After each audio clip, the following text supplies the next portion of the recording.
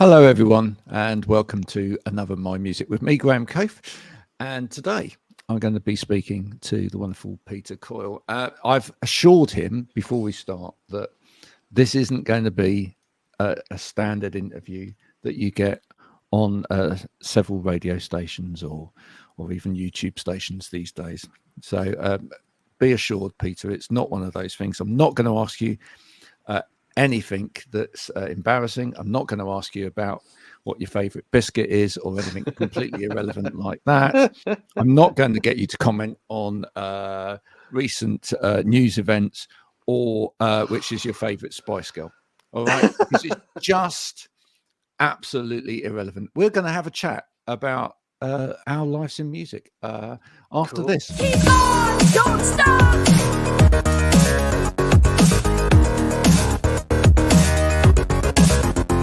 Keep on, don't stop.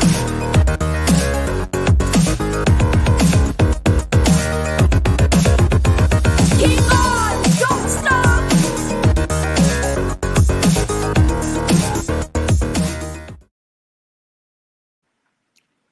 My life in music, Peter, started, for you to know, when I think my earliest memory of really being into music was standing in my nan's kitchen in Bromley, and my nan getting very excited by Brotherhood of Man coming on the radio. And it was just actually just seeing the joy in her face, actually. Oh, well, that is it, though. I think that is it. That captured it because at the base of everything, the joy is the core of it all, and you've seen the joy in someone that you deeply love, and it's triggered. It's just that's nature working its wonders. Love it. Yeah. And Who was the first person you saw the joy in of music in? Well, it's happened several times in my life, actually. Because one of the interesting thing is I'm not a big Brotherhood of Man fan, but that's neither here nor there. Because what counts is how the people respond to it, and that's so that I've had that experience. But I mean, for me, it was the joy of my dad and my mum. You know, listening to country records, you know, and Elvis and Hank Williams, and you know, it meant, and you know, and just you could see how much they connected with it. It was just magical for me as a kid. See, now that there's an interesting point, because my parents didn't really like music, and I kind of blame that in some ways of me actually pursuing music even more. Well, yeah.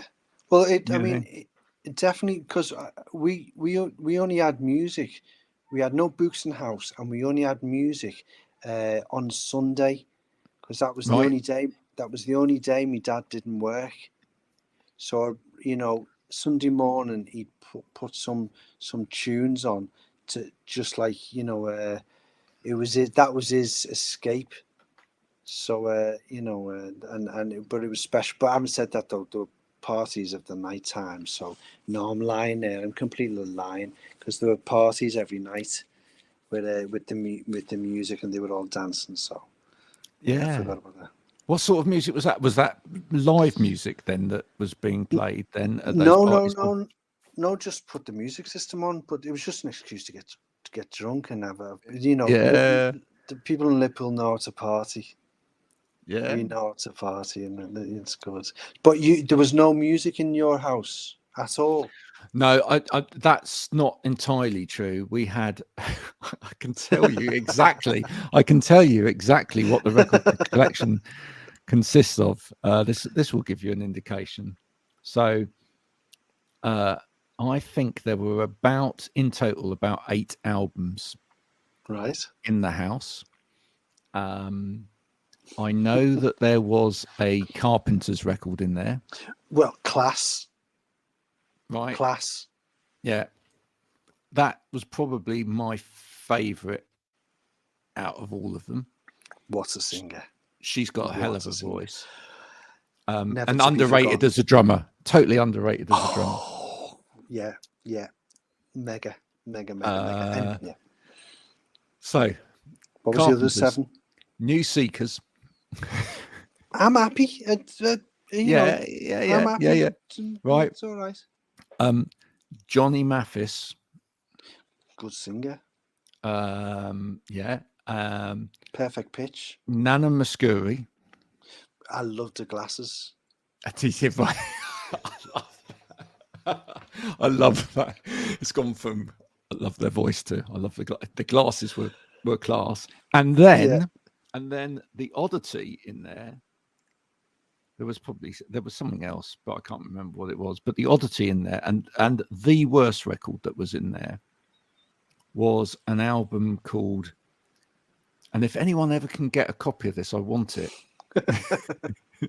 Just because I'm pretty certain it's called Beatles Back, Beatles Bark, sorry, and Beethoven do Bossa Nova, and it was it was basically Bach, Beethoven, or Beatles tunes done on what sounded like a Bontempi organ. Wow. So that's who's that fella who was a comedy genius and he was able to play the piano out of tune? Oh yeah. Oh my word. What was his Les name? Dawson. Oh, I used to love that because that's not easy to do. What he did.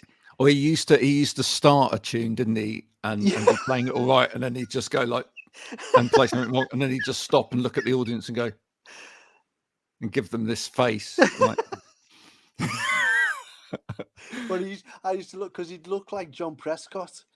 And, yes. He was a genius, that fella, Les Dawson. But I mean, it sounds like a bit of an Andy Warhol record, that Bontempi thing that's going on. Bach, Beethoven, and the Beatles.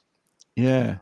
Do you remember? I mean, there was a time, wasn't there, where a lot of music, people couldn't afford to buy the original artists. Yeah. So a lot of people cottoned on to, in order to keep the vinyl production going. Yeah. There was a lot of, I think Telstar were one of the we had Telstar records. Yeah, and you know, all of these records with other people doing other people's songs. Yeah. You know, which kind of, I suppose it's still happening today on the internet, because like most young artists coming up need to show that they've understood the heritage of where their music's coming from, and they need to be, you know, get some kind of connection with the audience. So one of the ways of doing that is to show that they can sing somebody else's songs. So we're seeing thousands of cover versions really these days, but it's just not going to Woolworths to buy it for 11p on the vinyl.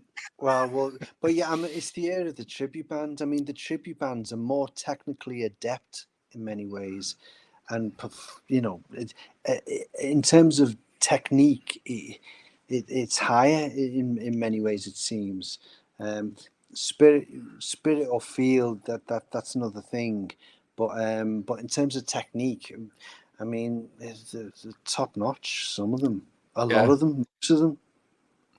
Was that starting at all when you started making music? Because I mean, it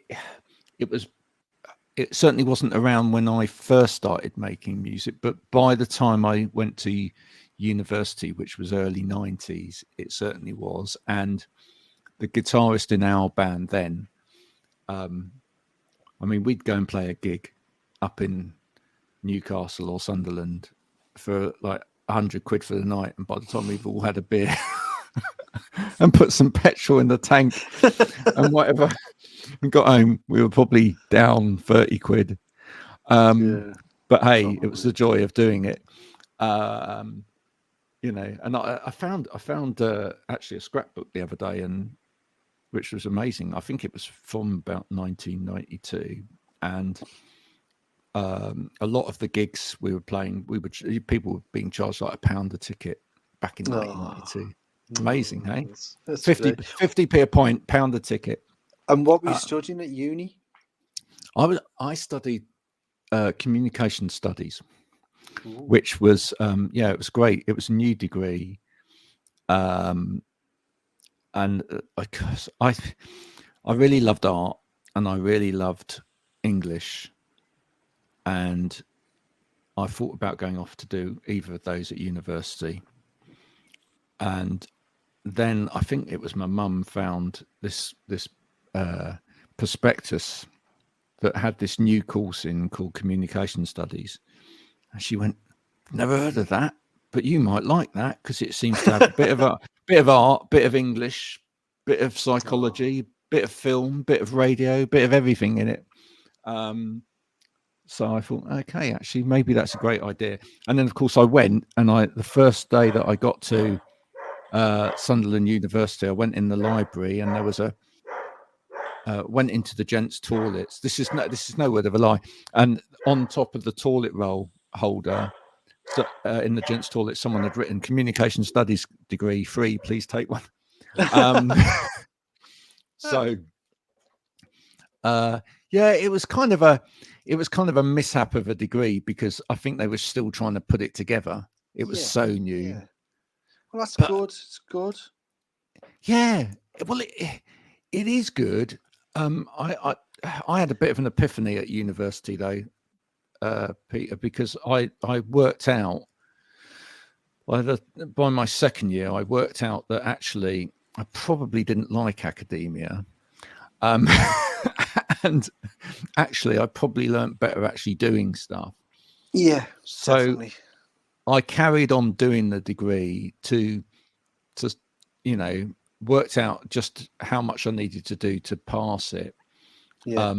But I actually went and I then found a band, so I was doing a lot of gigs with this band, and also I went and did a diploma in broadcast journalism at the same time, and that I enjoyed much more. Cool, because it was practical and vocational. Yeah. Mm. And what was you the band? you a practical person? Well, it's weird actually. How can I totally get what you're saying. Am I a practical? So I don't know a single thing about music. I can spell it. It's not that hard, is it? It's written up there, by the way, just in case you get stuck. But and I like doing it. However, I love what's the word? I like ideas. Right. Now, I don't like bullshit. So, for example, if I pick up anything by Foucault, I just want to throw it as hard as I can against any wall I can find. So, yep. As long as, but I don't mind people exploring ideas I don't like. But when they're taking a piss like him, I'm not happy. Oh, sorry, I swore. Is that all right? It's all right. It's okay. Is that all right? It's all right. Sorry. But when they're not being serious, so it does. But I do like ideas, and I like maths, and I like. So, for example, I started studying maths and physics at uni, joint honours, and but I said to my lecturers or whatever they're called, I want to find the poetry. I want to find the art. That's this in maths and physics. Yeah, physics, because that's where it's at. For me, it's the fusion. Like with your communication studies, it's like it's the fusion of different far removed disciplines that gets exciting, because the context is broken, and that's what excites me.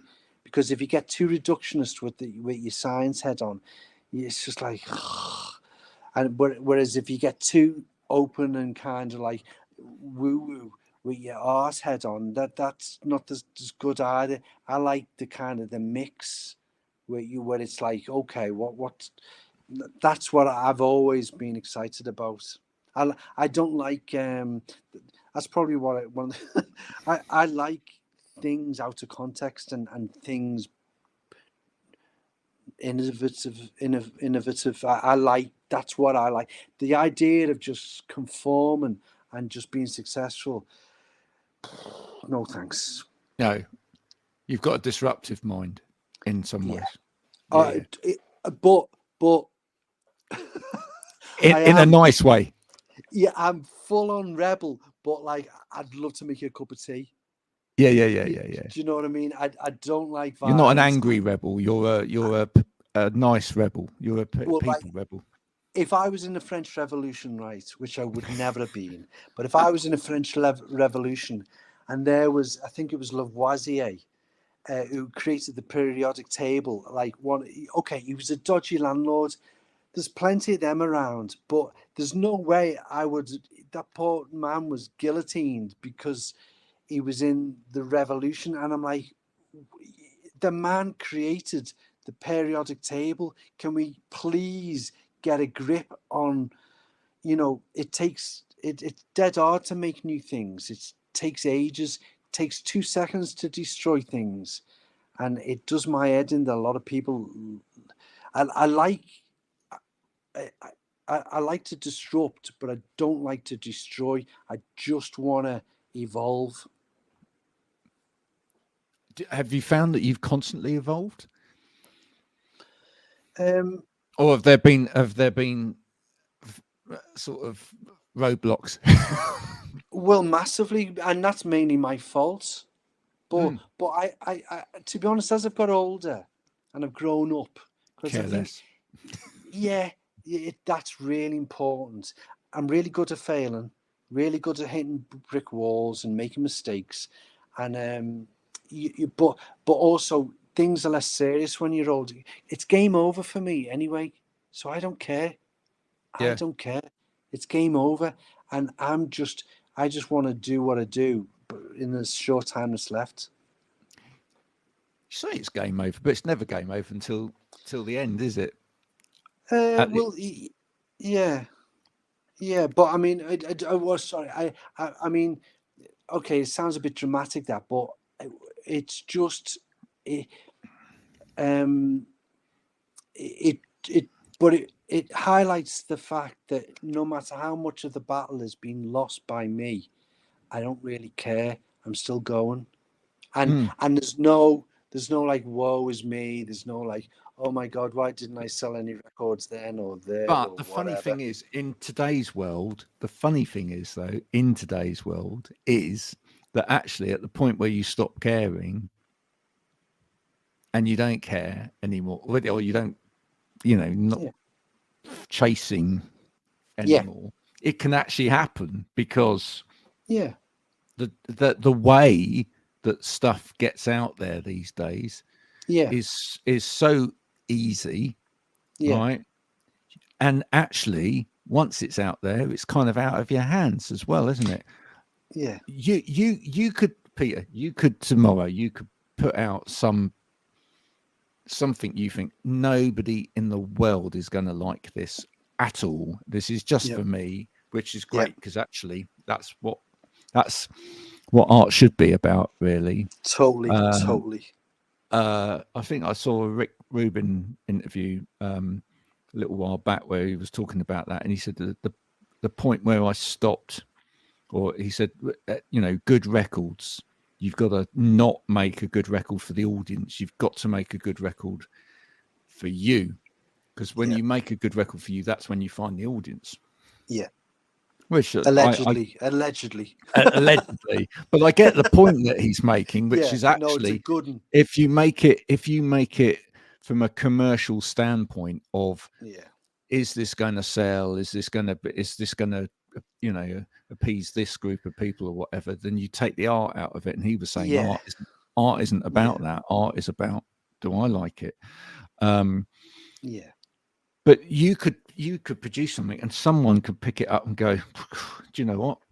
that's just the most perfect thing for this Netflix movie, and they put it in Yeah, there, and then everybody loves it, and then yeah. someone does a remix of it, and before you know it, you're on the next Charlie XCX album. No, I mean it could happen, and and and you know, you found that you've got a sample of the song or whatever is in getting millions of streams, and you suddenly got a paycheck coming in. You just don't know, do you? No, and I do love the arbitrary nature of that. I love I the way do it's just actually. like it's just like totally out of control and totally arbitrary, and I do love that, and I think that's very cool. But I do love this the maverick nature of things, and that's what I like the maverick nature, and I'd like more. How can I put it? Um, the pop, because I love pop. I love a pop tune. Like I love pop. Well, your biggest hit was a pop tune, right? Yeah, yeah. My only hit was a pop tune, and I love pop. And the thing is it Maverick. It's the pop is a Maverick space, or was it, without wishing to sound like an old man, which I am, 62. The Maverick nature. It's going through a dodgy turn at the minute, Maverick wise. It Yeah, needs to kind of up its game, in my opinion. yeah. No, I get that. Listen, I've got to ask you this question because I can. But when you see you, right, Yeah, on any of these streaming platforms and yeah, whatever else now, right?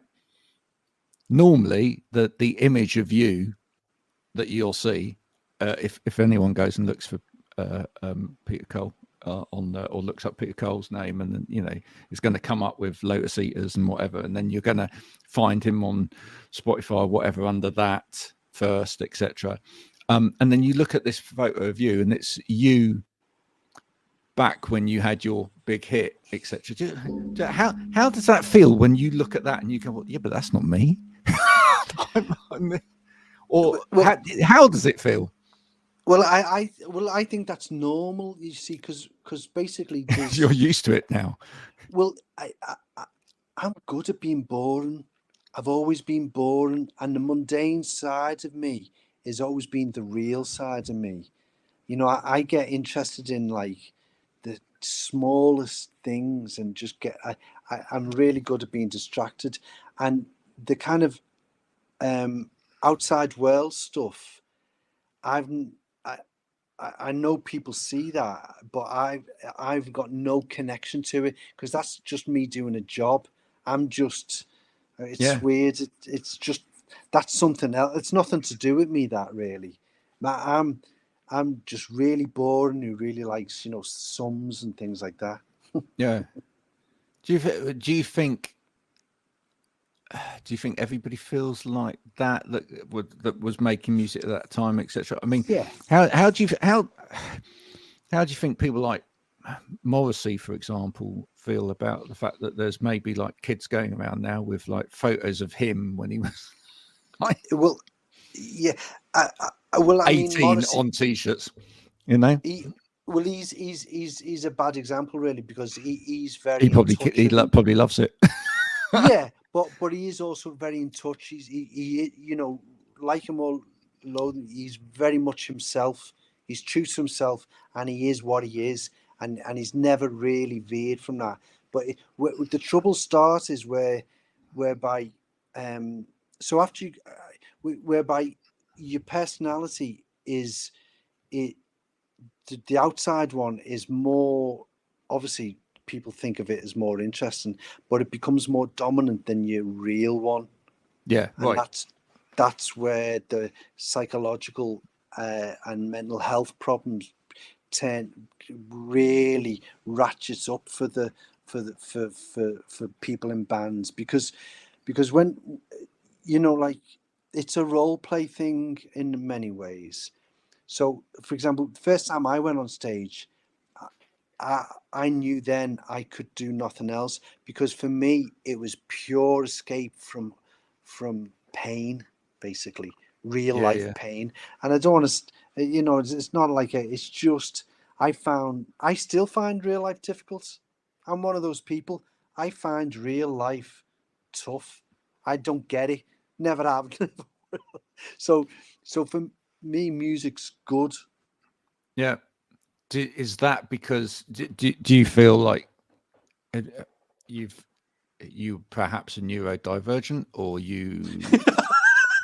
or etc. All these things that now we've got like titles for that once upon a time it was just like, oh, I just find life hard. Yeah, yeah. Yeah, it's just yeah, I'm a natural freak. Always have been, always will be, and I have no problem with that. I've never really so for example, like I was able to play footy. So in the footy domain, I was able to exist, and as long as I kept my mouth shut, type of thing, I could function. So Yeah. I was a functioning freak in the different domains. But even as a musician, so in my band, I didn't belong. And it's because I'm different.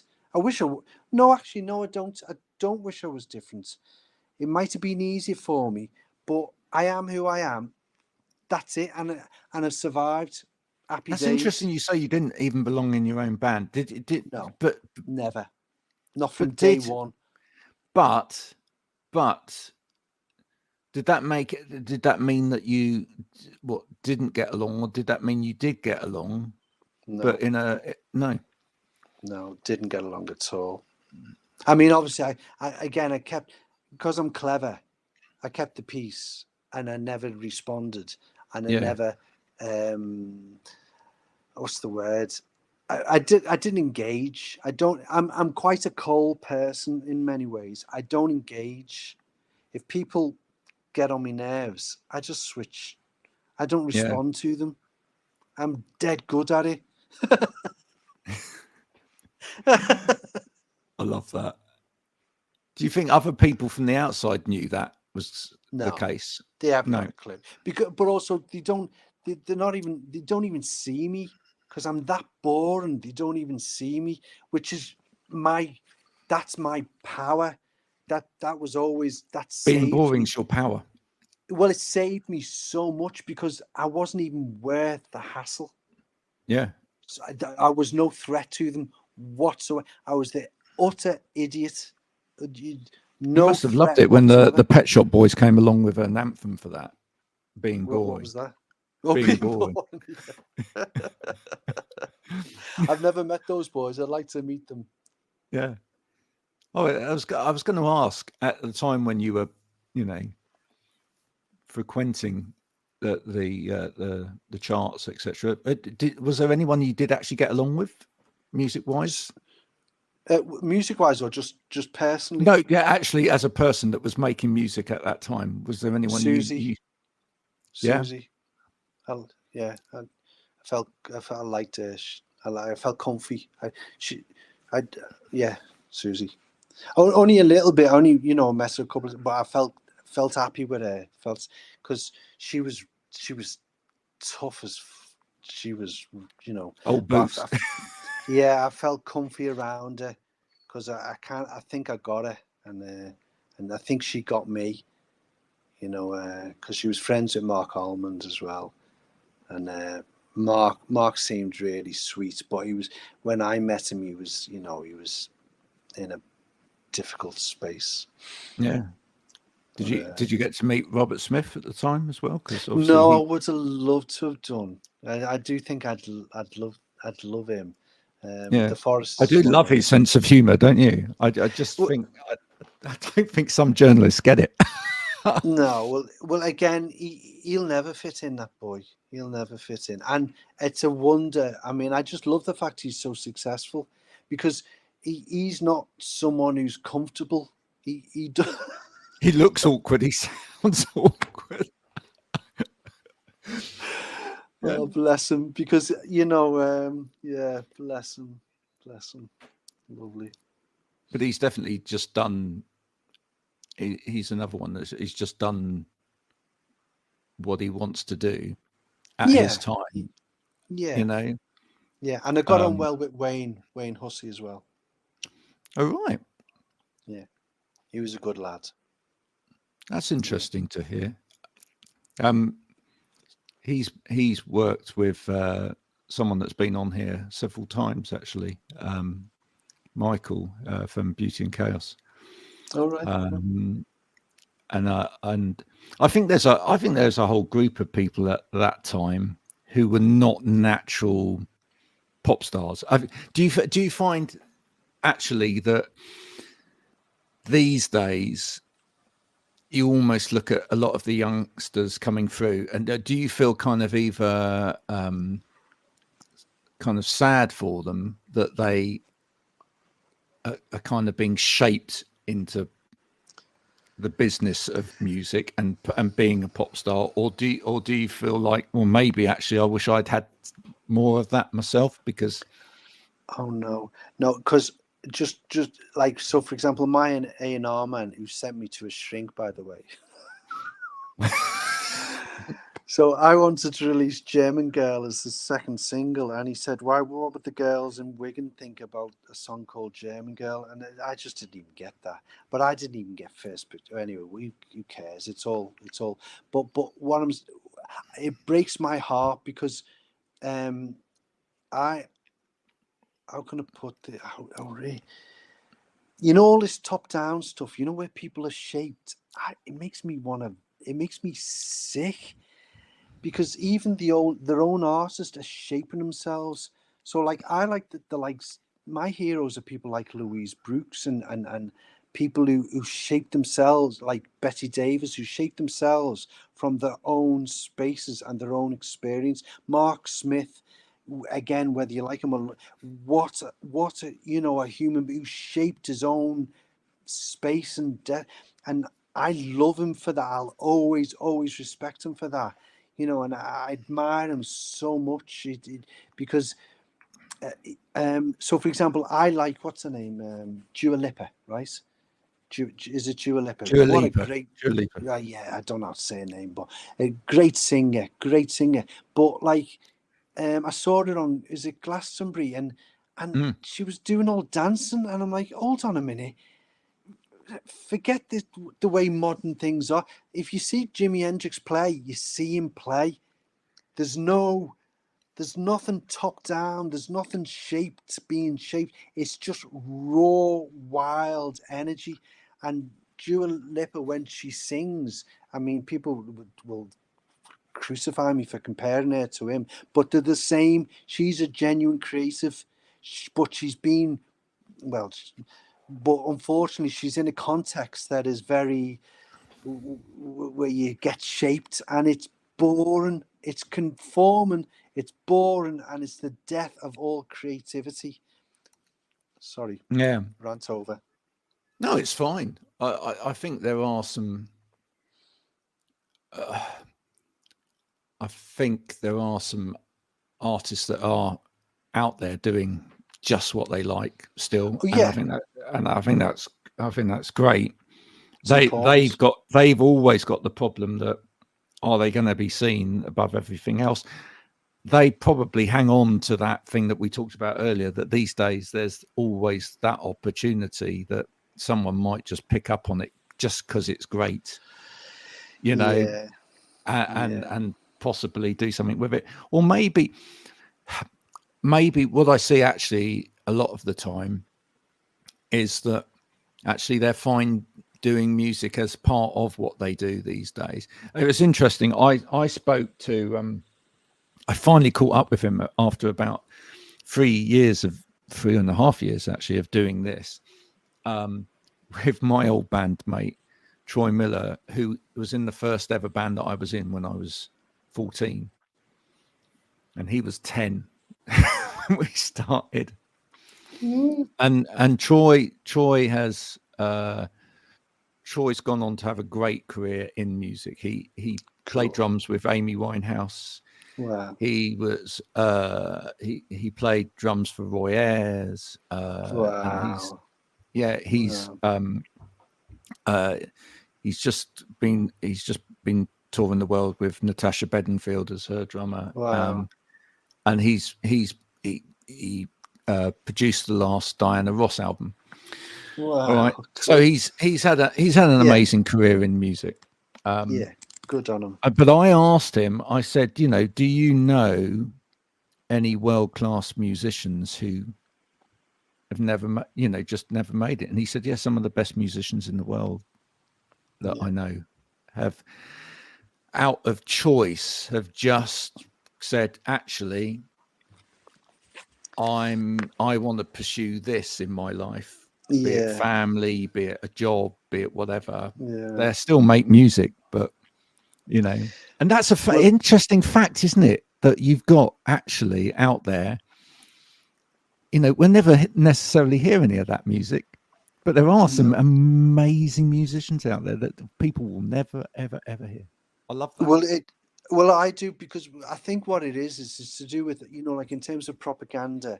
If you wanna just basically you flood them with information, flood people with information, so much information that they can never deal with, so that they never get to notice the real good stuff. So, for example, if you listen to Stan Tracy Quartet, the is it Under Milkwood? I mean, it's just astonishing, and there's so many things, like that lad from the Sound. Was it called the Sound? Was he called the Sound? What's the great band from like the 80s? And he's sadly not around anymore. But so much stuff doesn't make it, and it's interesting, because what is valuable? Where's the value? But you get to a stage whereby, is there much value in? Well, it's being shaped. like, well, and well, just who cares about success? If it's not the right kinds of success, who cares? Because, so say, for example, I've been quite lucky in my life. I've done a lot of different things. But if I'd have been successful, I'd have been singing the same songs every night for year in, year out. I mean, talk about mental ill central. I mean, it's just not good for the brain, surely. And so it's funny, isn't it? I mean, how many people try to get out of mundaneness to get into music as an escapism? Right, I'm gonna leave the factory where I put the same lasagna into the same box and pack it up and send it out every day, to just end up doing the mundane same thing every day. So you're absolutely right. Doesn't really matter whether it's packing lasagnas or it's singing the same song over and over and over again, because that's the only one that everyone wants to hear. No, but for example, if you're just say, for example, you're in your factory and you're just doing your whatever role it is, and nice and quiet, no one's looking at you, nothing. It's just, you can just be in your own little dream space, and quiet and calm, everything's all cool. Whereas if you're like sort of like interview here, interview there, you've only sung these set of songs 4,000 times over the last 20 years. You've got to do it another. You're doing it again tonight. I mean, it's just like I mean, the cynical side of it is, and the dry side of it is, if you just think about the human being who's performing it, it's not ideal. But the beautiful side of it is, the other side of the coin is, the people love it so much, and it really does connect with them. And because for me, apparently Chrissy Hines just sent a letter out saying, can people not buy tickets to the same they're buying multiple tickets to all the gigs, and so we're seeing all the same faces in the front row. But I think that wasn't nice of her to say that. I understand why she said it, but to be honest, if people, it's their music, it's their life as much as it is hers. I'm also constantly amazed that some people can afford to do that. Well, I know, I agree. In this day Lucky and age. them. Well, they've Yeah. got proper jobs, not like me. Yeah, but even if you've got a proper job, I mean, if you're out there and you go to every single gig on a tour, I'd just like to ask how you manage to do it. I mean, I've got kids.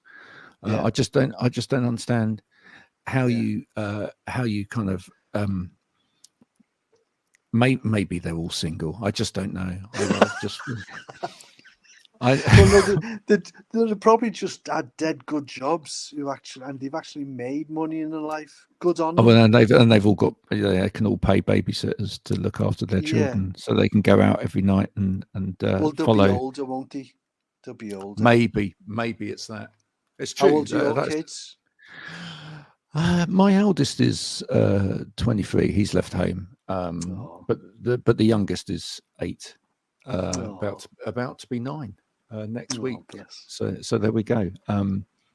He's too young for gigs yet, and he doesn't particularly like music because he's ADHD and autistic, and he finds it a bit of a sensory overload. That may change with time. Yeah, who knows? Who knows? That's been a very pleasant chat indeed. Thank you so much for joining me. Thank you, Graham. I promised you. You see, it would be sensible and there'd be more of a conversation than it was an interview. Good, no, it's interesting. Which is always the way it should be, really. Yeah. What? Just to finish with, would you go, if you could? Would you go back and change anything?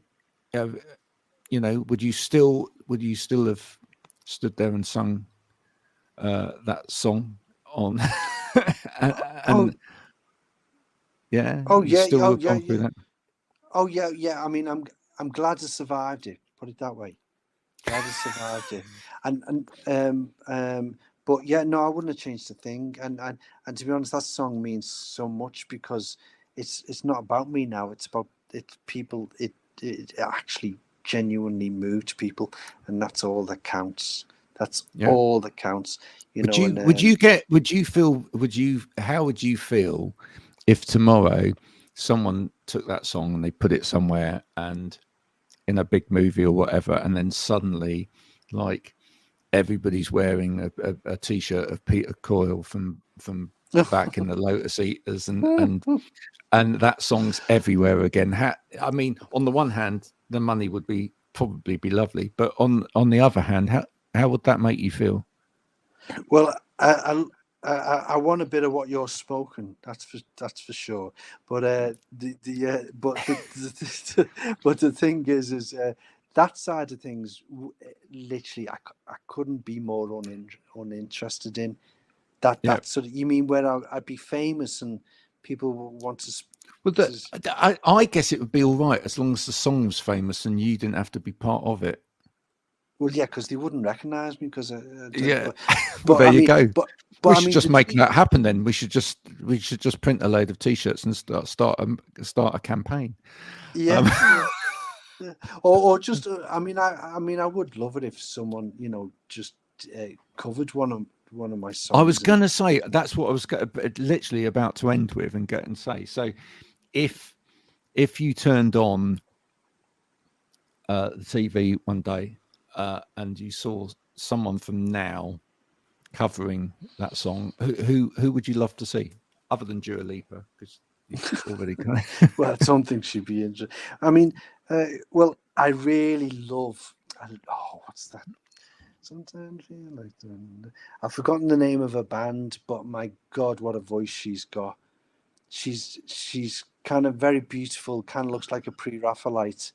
Kind of red hair and what's her name?